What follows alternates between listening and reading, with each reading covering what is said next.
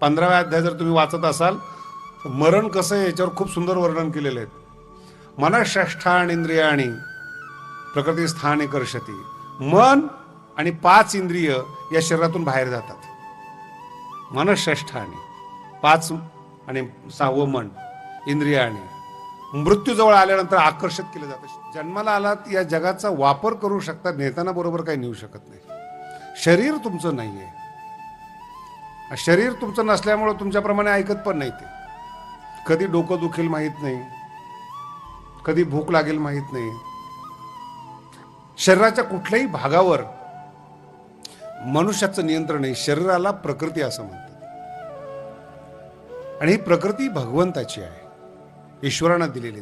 या शरीराची रचना अजून कोणा, तुम्ही किती जरी नास्तिक असला ना, ही तुमची मान्यता आहे. तुम्हाला एक मेडिकल शास्त्राचा सिद्धांत सांगतो, ही ज्ञानेश्वरी कळण्यासाठी तुम्हाला उपयोग होईल. आपल्या संपूर्ण शरीरामध्ये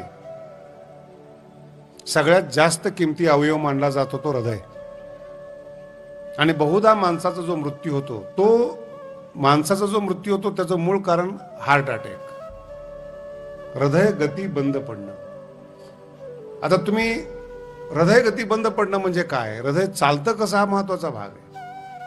ज्ञानेश्वरी कशी आहे, शरीर कसं आहे याच्याबद्दल मेडिकल सायन्स सांगतोय तुम्हाला. आणि हृदयाच्या शेजारी, हृदय म्हणजे असं पंप करतं दर मिनिटाला, रक्त शुद्धीकरण ज्याला म्हणतो आपण. आणि ते पंप केले की आपल्या शरीरामध्ये रक्ताचं प्रसारण होतं. घाण रक्त जमा होतं हृदयामध्ये, पंप केला की ते शुद्ध रक्त होऊन जातं. मिनिटाला 70, 72, 80 वेळा धडकत असेल, इतक्या वेळा ते शुद्ध होतं. तुम्ही झोपलात तरी धडकन चालू असते. माझा हात बघा, अशी जे हृदय होतं ना, तर असं करण्यासाठी काहीतरी करंट लागतो. जसं माईकला करंट लागतो, दिव्याला करंट लागतो, तसं जे कातड्याचं हृदय आहे त्याला असं करण्यासाठी कुठेतरी करंट लागतो. आपल्या हृदयाच्या शेजारी गाठ आहेत, नोड्स ज्याला म्हणतो आपण, गाठ आहेत. त्या गाठ चारी बाजूनी बंद आहे. मेडिकल संशोधन करते की तिथून करंट पास होतो आणि त्याला रक्त पुरवठा होत नाही. वैद्यकीय शास्त्र सांगतोय तुम्हाला मी. आणि ती जी नोट्स आहेत, ती गाठ आहे, त्या गाठीतून करंट जातो आणि हृदय असं होतं. तो करंट तिथून पास होत राहतो. त्या गाठीमध्ये काय आहे हे आजपर्यंत कुठल्या डॉक्टरला कळलेलं नाही, आजपर्यंत मेडिकल सायन्सला कळलेलं नाही. आणि त्या गाठीमध्ये जो रक्त पुरवठा होतो तो रक्त पुरवठाच नाही, फक्त करंट पास होतो. तो करंट येतो कुठून हे अजून अमेरिका असो नाही तर पृथ्वी असो अजूनपर्यंत कोणाला सापडलेलं नाही. ज्ञानोबा म्हणतात तोच परमात्मा आहे, तोच जीव आहे. तैसा हृदयामध्ये मी रामू. राम म्हणजे ती नोट्स. भाषा बदललेली आहे, शक्ती तीच आहे. हृदयाला चालवणारा जो आहे त्याला तुम्ही गाठ म्हणा, राम म्हणा, एखाद्या देवी देवतेचं नाव द्या, शक्तीचं नाव द्या. ती गाठ जोपर्यंत तुमच्या हृदयामध्ये, आणि तिला कुठूनही रक्तपुरवठा नाही, ती बंद आहे. ती हे मेडिकल सांगतो तुम्हाला, मेडिकल शिकवतो. आणि ती गाठ अशी पंप करते, करंट पुरवते. ती शक्तीचं नाव आहे, शक्ती, देव, ईश्वर. बाहेर नाही. म्हणून तर तुम्हाला आपण भगवंताच्या दारामध्ये जातो दर्शन करण्याकरता. समोर देव असतो. नमस्कार कसा करतो, डोळे झाकतो आणि मग असं करतो आपण. अरे देव दिसत असताना डोळे बंद का केले? कधी आयुष्यात विचार केलाय तुम्ही या गोष्टीचा? मंदिरात एवढ्या लांब जाताय तुम्ही, देव समोर आहेत, हात जोडताय, डोळे बंद करून खाली वागताय तुम्ही. याचा अर्थ समोर दिसणारा माझ्या हृदयात आहेत. ही ऋषी मुनींची शिकवण आहे आपल्याला. बाहेर परमात्मा पाहू नका, समोर दिसणारा परमात्माच खाली मान घालून म्हणजे माझ्या हृदयामध्ये आहेत. तो परमात्मा माझ्यात आहे, म्हणून मी त्याच परमात्म्याला माझ्यात नमस्कार करतो. एवढं सुद्धा आपल्याला हिंदू संस्कृतीमध्ये माहित नाही. नमस्कार का करतो?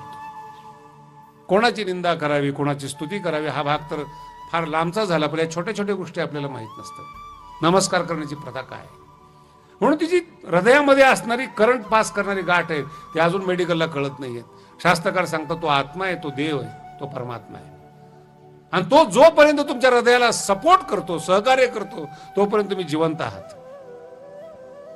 आणि तुम्ही केलेलं पाप पुण्य, तुम्ही केलेलं जीवन आतमधून पाहणारा तो आहे. म्हणून बाहेर कपडे चांगले आहेत, बाहेरची वेशभूषा चांगली आहेत, म्हणून तुम्ही चांगल्या प्रकारचं सुखभोग घ्याल हे कदापि शक्य नाही, शक्यच नाही. झोप येत नाही. अहो तो परमात्मा आहे ना. दिवसभर केलेले पाप पुण्य तुमच्या डोळ्यापुढे फिरायला होत होते. आणि पाप पुण्य याचा अर्थ नीट समजून घ्या. पाप पुण्य म्हणजे वर कोणी चित्रगुप्त बसलेला आहे आणि तो तुमचं खरडत बसलाय असं समजू नका. ते पाप आणि पुण्य एका संस्काराचं नाव आहे, संस्काराचं नाव आहे. मी मागाशी तुम्हाला समजून सांगतो या गोष्टी. तुम्ही केलेलं पाप हे जगाला माहीत नसेल, पण बीज रूपात ते संस्कार तुमच्या हृदयामध्ये आहेत. चोरी केली असेल, कोणाला फसवलं असेल, बीज रूपानं ते संस्कार तुमच्या हृदयामध्ये आहेत. जगाला कळत नाहीत, पण जिथे कुठे तुम्ही चोरी केली, जिथे कुठे फसवलं तुम्ही, ज्याला कोणी धोका दिलाय, ते चित्र तुमच्या हृदयामध्ये गुप्त असतं. तो वाचतो त्याला चित्रगुप्त म्हणतात, लिहितो त्याला नाही. त्याचं नाव काय? चित्रगुप्त. आणि ते बीज, माझा शब्द नीट ऐका, काही यंत्रणा नाही बरं कोणी यमराज बसलेला आहे तुमचं पाप पुण्य वाचणार आहे मग तुम्हाला फळ देणार. चुकीची कल्पना आहे. तुमची डीएनए मध्ये हे पाप पुण्य जमा होतात. चुकी केलेली, बलात्कार केलेला, डाका टाकलेला, त्याचे संस्कार तुमच्या अंतःकरणामध्ये जमा होतात आणि ते संस्कार फलीभूत होतात म्हणजे पुनर्जन्म होतो. हृदय बदलत नाही. हृदय म्हणजे कातराचं नाही बरं का. 15व्या अध्याय जर तुम्ही वाचत असाल, मरण कसं आहे याच्यावर खूप सुंदर वर्णन केलेले आहेत. मनःषष्ठाणि इंद्रियाणि प्रकृती स्थाने कर्षति. मन आणि 5 इंद्रिय या शरीरातून बाहेर जातात. मनःषष्ठाणि 5 आणि 6वं मन इंद्रियाणि. मृत्यू जवळ आल्यानंतर आकर्षित केले जातात, शरीरातून बाहेर फेकले जातात. ते मृत्यू म्हणजे काय तुम्हाला सांगतो. आणि ते जे बाहेर फेकले जातात मनासहितचे, ते शरीरातून बाहेर जात असताना विमूढाः नानुपश्यन्ति पश्यन्ति ज्ञानचक्षुषा. तो जो जीवात्मा आहे आपल्या शरीरातला, तो या शरीरातून बाहेर निघत असताना ज्ञानी लोकांना तो दिसतो. पश्यन्ति ज्ञानचक्षुषा. विमूढाः नानुपश्यन्ति. मूर्ख माणसाला तो आत्मा दिसत नाही. म्हणून केलेलं कर्म भोगावं लागतं. हे आपल्याला प्रत्यक्ष आहेत. एका माणसाच्या लोक पाया पडतात, एकाला शिव्या देतात, एक गटरात लोळतो, एक कलेक्टर होतो. सगळी माणसं जन्माला येत असताना आईच्या पोटातून जन्माला येतात. प्रत्येकाचं कर्म आणि पुण्य भिन्न भिन्न असल्यामुळे प्रत्येकाची वागणूक आणि जन्म आणि सुखदुःख भिन्न भिन्न आहेत. कोणाला एकसारखं एकाच्या पोटी जन्माला येऊन सुखदुःख सामान नाही आहेत. श्रीमंत मुलगा झालेला आहे आणि बाप भीक मागतोय. हे आपलं कर्म, हे आपलं नशीब.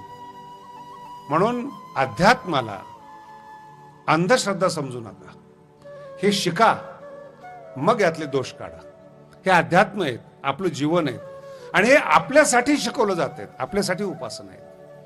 आणि तो जो येणारा मृत्यू आहे, तो मृत्यू बाहेर जात असताना, जीवात्मा बाहेर जात असताना परिवर्तन होतं.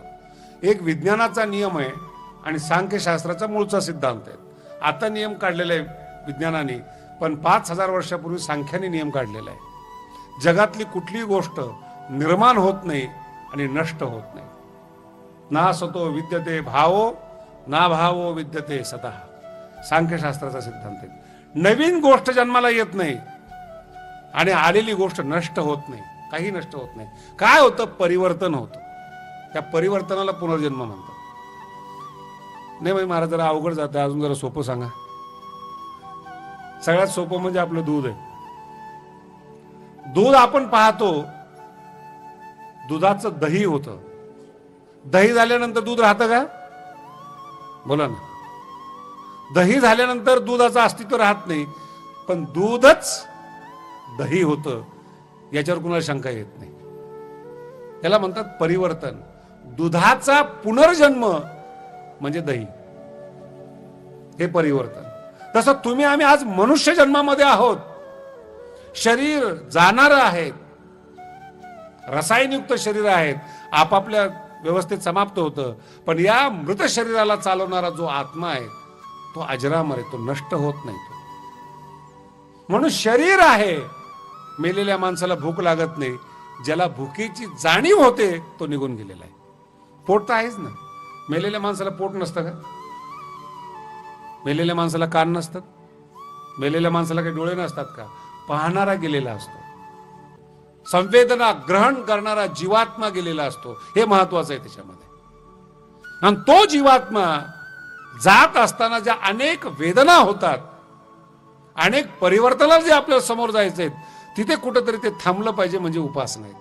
याचं नाव आहे संस्कार बदल. संस्कारातली क्षमता वेगळी निर्माण करणं. सतत पापी संस्कार असले, म्हातारा माणूस बघा तुम्ही महाराज कसा दिसतो. वारकरी असेल आणि चांगल्या कर्माने वागलेला असेल, इवन गळ्यात माळ नसेल पण आयुष्यात पाप न केलेला संसारिक माणूस असेल, तो सुद्धा तेजस्वी दिसतो. कारण की मरत असताना त्याला टेन्शन नसतं की मी पाप केले म्हणून. प्रसन्न चेहरा असतो. काही काही माणसं तुम्ही असे बघितले मेल्यानंतर बसल्यासारखे वाटतात. तुमचे अनुभव असतील, मेल्यानंतर बसल्यासारखे वाटतात. नाही, काही बसलेली माणसं मेल्यासारखे वाटतात. अकराळ विकराळ भयानक. बसलं की मृत्यूची आठवण होती. मेला का काय? जरा हात लावून बघा. हे संस्कार आहेत. तुम्ही जीवन उमलू दिलेलं नाही. द्वेषाने, मत्सराने, क्रोधाने एवढं दाबलंय स्वतःला तुम्ही, ते तुम्ही खिल्ला नाहीत, उमलला नाहीत तुम्ही जीवनामध्ये. स्वतःचा विकास केला नाही, अध्यात्मच जीवनामध्ये आलेलं नाही ना. तुम्हाला असं कोणी मिळालं की तुमचा विकास होऊ दिला. एक आई होती तोपर्यंत तुम्ही विकसित झालात, मोठे झालात. बाई आले की विकास थांबला तुमचा. तुमचे विचार बदलले, तुमचे संस्कार बदलले, तुमचे प्रशिक्षण बदललं, तुमचा न्याय निवाडा बदलला आणि होईल तितकं तुम्ही स्वार्थी बनत गेला. नाही महाराज, अध्यात्म अध्यात्म आहे.